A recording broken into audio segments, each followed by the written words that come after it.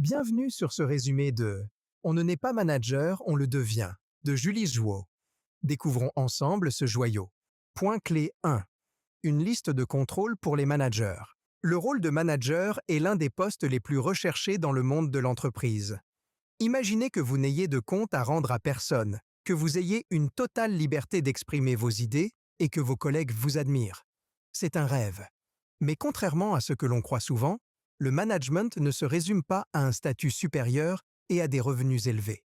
Outre l'organisation de réunions, l'attribution de projets et les présentations annuelles, le manager doit gérer 3 aspects. Les objectifs. Chaque membre du personnel doit comprendre clairement l'objectif principal de l'équipe. La tâche du manager est d'insuffler la vision et de persuader les gens de suivre la même voie. Les personnes, le superviseur recherche des candidats appropriés pour les postes à pourvoir et encadre les subordonnés. Un lien interpersonnel solide et un retour d'informations constructif sont essentiels au bon déroulement des opérations. Les processus. Le manager répartit les tâches de manière rationnelle et supervise les progrès de l'équipe. Il veille au respect des délais et traite les sujets urgents. Un manager doit émettre une énergie de leadership. Si vous aspirez à un poste managérial, posez-vous quelques questions avant de postuler. Accordez-vous plus d'importance à la performance de l'équipe qu'à votre propre efficacité. Êtes-vous à l'aise avec les gens? Aimez-vous leur parler? Êtes-vous prêt à annoncer de mauvaises nouvelles?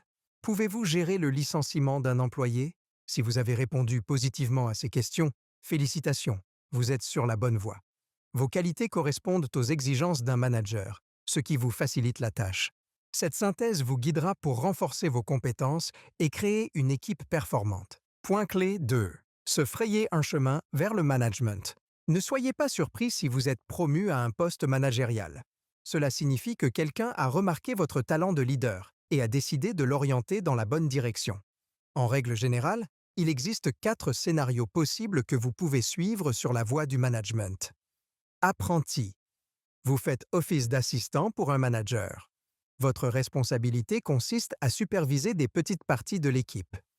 Si vous n'avez aucune expérience en matière de management, c'est l'occasion idéale de faire la transition. Vous perfectionnerez vos compétences en management grâce à un retour d'information immédiat de la part de votre supérieur qui pourra évaluer votre approche. La seule difficulté que vous pourriez rencontrer est d'asseoir une compréhension mutuelle avec vos anciens collègues. Vous devez critiquer ou adresser des demandes à des personnes qui vous considéraient comme un égal, voire un ami. N'ayez pas peur d'exprimer votre opinion sincère à vos collègues. Après tout, si cela peut améliorer le résultat général, la remarque est nécessaire. Pionnier. Vous êtes le créateur de l'équipe. Il peut s'agir d'une start-up ou d'un nouveau service qui a besoin d'être supervisé. La particularité de ce modèle de management est que vous définissez vos valeurs et vos principes de travail en partant de zéro. En outre, vous pouvez embaucher les personnes que vous souhaitez. Vous pouvez parfois vous sentir seul, personne ne peut vous conseiller sur la manière de traiter les questions émergentes, et vous êtes votre propre soutien. Ne désespérez pas. Externalisez vos idées et demandez l'aide d'experts, ou trouvez des personnes au sein de votre organisation qui possèdent une grande expertise et demandez-leur de l'aide. Nouveau patron. Certaines entreprises ont pour habitude de recruter de l'extérieur. Elles recherchent une personne ayant une expérience adéquate. Vous connaissez donc probablement la marche à suivre si vous êtes dans cette position. Tirez parti de votre ignorance au cours de vos premiers jours en tant que nouveau patron. Posez autant de questions que possible, soyez à l'écoute et n'ayez pas peur de faire des erreurs. Successeur. Cette transition vers le poste de manager est similaire à celle de l'apprenti, mais vous devez prendre en charge l'ensemble de l'équipe. Cette position peut s'avérer difficile, car vos pairs s'attendent à ce que vous supervisiez de la même manière que le patron précédent. N'ayez pas honte d'assumer votre style de management. Vous apparaîtrez comme une personnalité confiante et déterminée.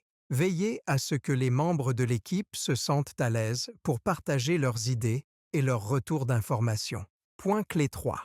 Les atouts indispensables d'un manager. Selon Andy Grove, l'auteur du livre Le management multiplicateur, il y a 2 raisons pour lesquelles les gens n'arrivent pas à faire du bon travail. Ils n'ont pas les compétences nécessaires ou ils ont besoin de plus de motivation. Par conséquent, si vous êtes un manager, votre tâche consiste à découvrir les principaux obstacles à un processus de travail productif. Il n'y a pas de meilleur moyen de trouver ces informations que de les demander à vos subordonnés. Assurez-vous que votre vision de la réussite correspond à la leur et qu'ils se sentent suffisamment portés pour obtenir les meilleurs résultats. La plupart des gens ont du mal à être complètement sincères avec leurs supérieurs. Ils ne peuvent pas admettre qu'ils ont des difficultés avec le projet ou qu'ils ont des crises de nerfs. Veillez à ce que la réponse classique « je vais bien » ne cache pas des signes d'épuisement professionnel ou d'insatisfaction à l'égard des conditions de travail. En tant que manager, essayez d'établir des relations de confiance avec votre personnel. Devenez leur mentor, à qui ils peuvent librement demander conseil. Normalisez le retour d'informations, même s'il est parfois négatif. Fondez votre relation manager-subordonné sur l'attention et le soutien. Montrez que vous vous intéressez réellement aux membres de votre équipe et à leur développement. Les gens ont tendance à faire une fixation sur les défauts et les imperfections. Dans votre travail, mettez en évidence les points forts et les réussites de vos subordonnés. Essayez de souligner les qualités spécifiques et non les caractéristiques générales, et vous remarquerez à quel point vos subordonnés deviendront motivés avec le temps. Les entretiens individuels sont un excellent moyen de montrer votre appréciation. Voici quelques questions que vous pouvez poser pour montrer votre intérêt. 1. Quelles sont vos priorités pour cette semaine ou ce mois? 2. Y a-t-il des difficultés que vous pourriez rencontrer sur votre parcours? 3. Quel est votre plan d'action? 4. Puis-je vous aider? Évitez d'avoir des « je sais tout » dans votre équipe. Ces personnes ne se préoccupent que de leur performance et négligent le temps passé avec leurs collègues. Même s'ils sont productifs et intelligents, leur comportement démotive les autres à faire de leur mieux. Créez plutôt une équipe de personnes humbles et respectueuses. Plutôt que de s'attarder sur les chiffres, il faut se concentrer sur les performances et les moyens de les améliorer. Le saviez-vous? Selon une étude menée par le professeur américain Leslie Perlow et ses collègues de la Harvard Business School, environ 71% des managers jugent les réunions improductives. Point clé 4. Déstigmatiser la culture du retour d'information. Nombreux sont ceux qui pensent qu'en fournissant un retour d'information, ils blessent les autres en les critiquant ou en paraissant trop durs dans leurs remarques. En réalité, la nécessité de fournir des informations est la raison d'être des postes de manager. Dans les bons comme dans les mauvais moments, quelqu'un doit observer les performances des gens, les évaluer objectivement et encourager les employés à faire plus d'efforts. Voici comment faire en sorte que votre retour d'information soit inspirant et constructif. Définissez vos objectifs dès le départ. Avant de commencer un projet ou une tâche, discutez de vos aspirations et de vos objectifs. Il s'agit de créer un plan spécifique que l'ensemble de l'équipe suivra. À ce stade, aidez vos subordonnés à démarrer le projet en leur donnant des conseils utiles et en leur expliquant les erreurs à éviter.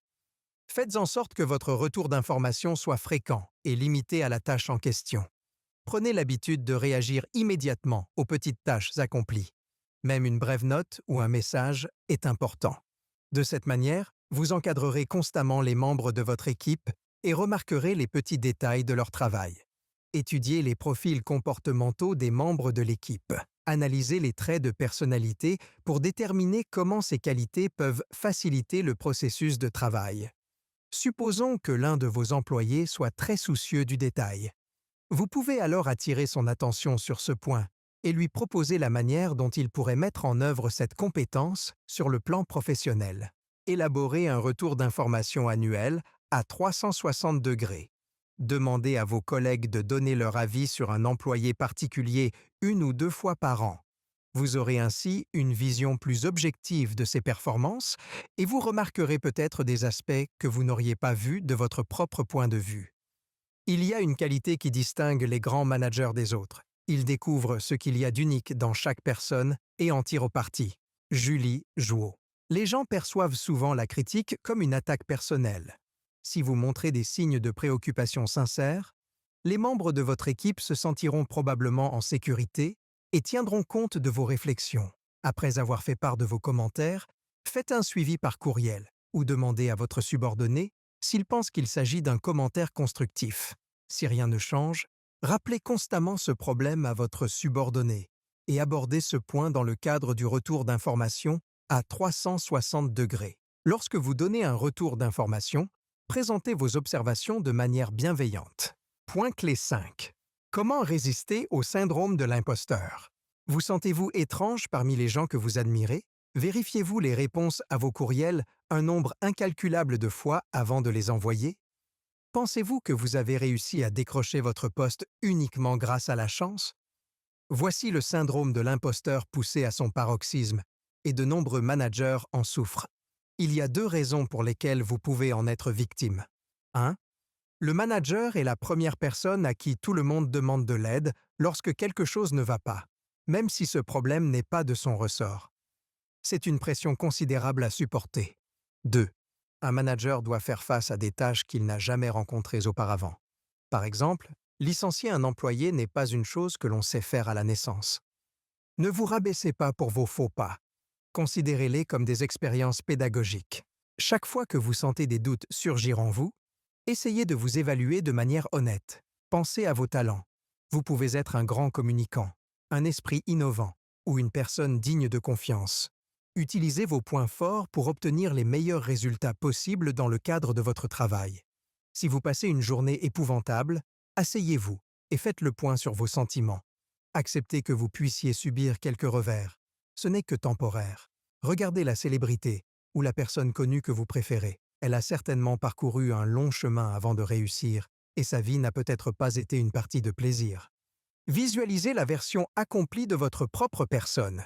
Des études dans le domaine de la psychologie ont démontré que le fait de jouer des scénarios optimistes dans sa tête peut influencer le corps. Les personnes qui se sont imaginées en train de faire de la musculation ont augmenté leur force de 13,5%, alors que celles qui sont allées à la salle de sport ont obtenu le même résultat de 30%. Si vous avez une réunion ou une présentation importante, imaginez qu'elle se déroule bien, que vos collègues vous applaudissent et que vous voyez la passion et la détermination dans leurs yeux.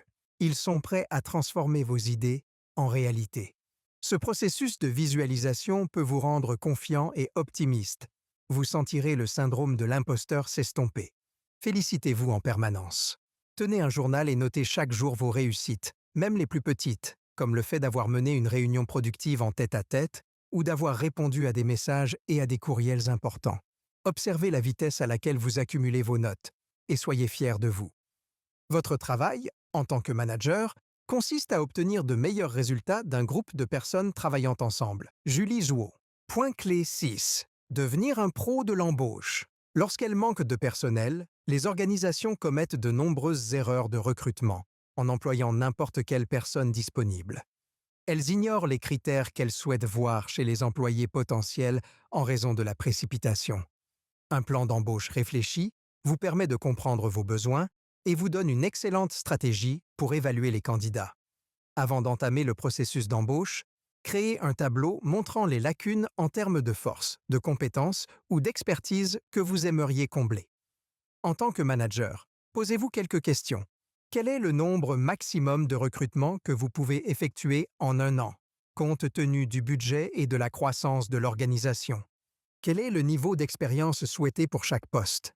Quelles sont les compétences et l'expertise dont l'équipe a besoin? Apportez toujours un retour d'information aux candidats qui n'ont pas été retenus. Créez une collaboration étroite avec les recruteurs. Ils sont experts dans la recherche de candidats, mais seul le manager peut voir si le candidat correspond au poste. Participez à la rédaction de la description du poste que les recruteurs mettront en ligne et déterminez les critères les plus essentiels pour le poste. Les recruteurs de Netflix ont utilisé des tactiques intéressantes pour trouver des analystes de données. Ils ont compris que la plupart des personnes travaillant dans ce domaine s'intéressaient à la musique, et les spécialistes des ressources humaines de Netflix ont donc parcouru les CV à la recherche de candidats capables de jouer d'un instrument de musique. Veillez à ce que vos entretiens soient de haut niveau. Les candidats remarqueront les efforts que vous consacrez à cet aspect et supposeront que vous faites preuve de la même énergie dans votre travail quotidien. Répartissez les questions que vous souhaitez poser avec votre recruteur. Décidez du domaine sur lequel chacun d'entre vous se concentrera. Si vous acceptez d'embaucher le candidat, envoyez l'offre immédiatement. N'attendez pas des jours ou des semaines. Montrez que vous êtes impatient d'avoir ce candidat dans votre équipe. Cela enverra un bon signal entre vous et votre futur collègue. Notez qu'un entretien n'est pas un indicateur des compétences du candidat. Il peut se présenter comme un employé résilient, doté d'excellentes capacités d'analyse et de communication. Dans la réalité, il peut être débordé par les délais et les grands projets. Google a réalisé une analyse qui prouve qu'il y a peu de lien entre les résultats d'un candidat lors d'un entretien et ses performances au sein d'une équipe. Examinez attentivement les CV et ne vous laissez pas trop surprendre par les résultats scolaires et les réalisations d'une personne, tout peut changer avec le temps. Conclusion du résumé. Comprendre comment devenir un manager performant et respecté ne passe pas par la lecture d'un manuel. En fait, il n'existe pas de manuel. La meilleure pédagogie est l'expérience. Réunions ratées et maladroites, licenciements et résolution de conflits internes. Si vous avez franchi une étape particulière et que votre processus de management se déroule sans heurts, préparez-vous. Ce n'est pas la fin de votre aventure. De nouvelles personnes rejoindront votre équipe ou vous deviendrez le chef d'un autre service. À l'avenir, vous devrez étudier de nombreux aspects. On pense généralement à tort que les meilleurs managers sont capables de résoudre des problèmes complexes et de faire des présentations informatives et accrocheuses. Leur travail a une signification plus profonde. Leur tâche consiste à unir les gens et à les inciter à travailler comme un seul membre.